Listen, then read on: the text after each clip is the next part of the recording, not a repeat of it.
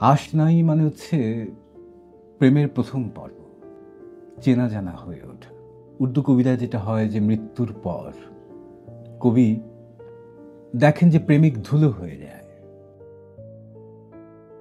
মোহাম্মদ ইকবালের একটা কবিতা নিয়ে কথা বলি, যাকে সাধারণে আল্লামা ইকবাল এই নামে ডাকা হয়।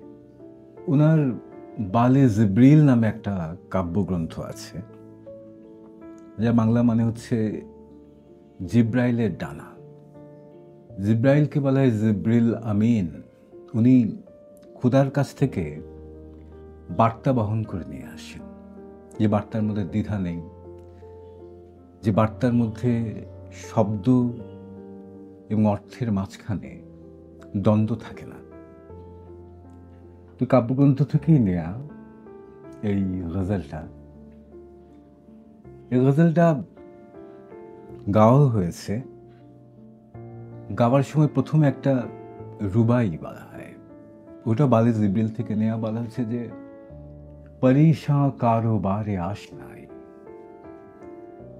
परेशां कर मेरी रंगी नवाई, कभी मैं ढूंढता हूँ लज्जते वस्ल, खुश आती है कभी सोजे जुदाई।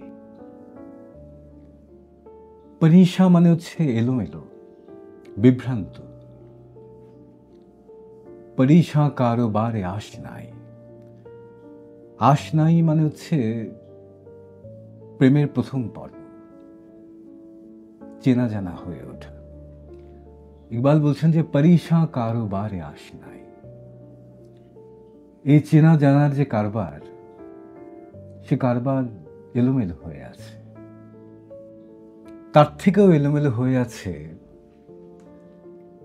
আমার এই রঙিন সুরগুলো, গানগুলো।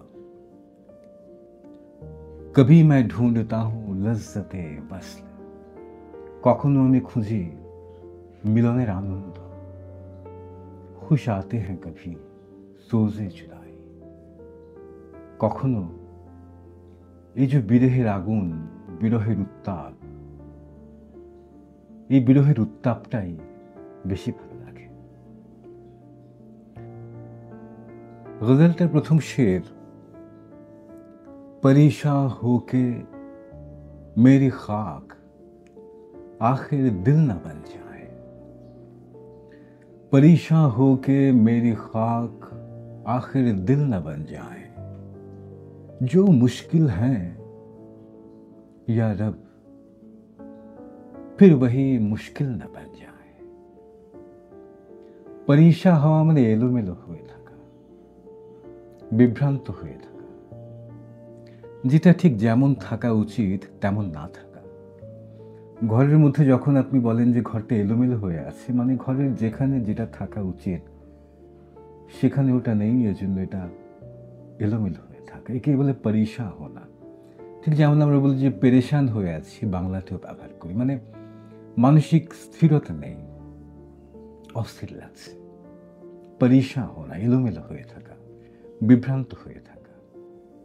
ইকবাল বলছেন যে পরিশা হোকে মেরে খাক আখির দিল না বান। উর্দু কবিতায় যেটা হয় যে মৃত্যুর পর কবি দেখেন যে প্রেমিক ধুলো হয়ে যায়। ধুলো হয়ে যায় কারণ সে তার প্রেমাস্পদের গলিতে ছড়িয়ে যেতে চায়।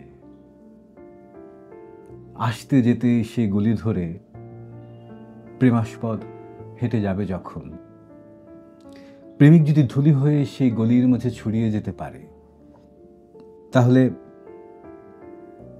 প্রেমাস্পদের পদস্পর্শ পাওয়ার সুযোগ হবে।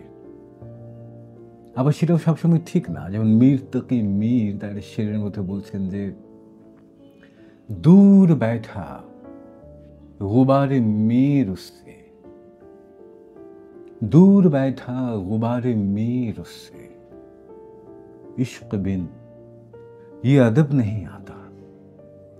দূরে বসে আছে মীরের ধুলো তার থেকে, অর্থাৎ ধুলো হয়েও মীর তার প্রেমাস্পদের অনুমতি ছাড়া,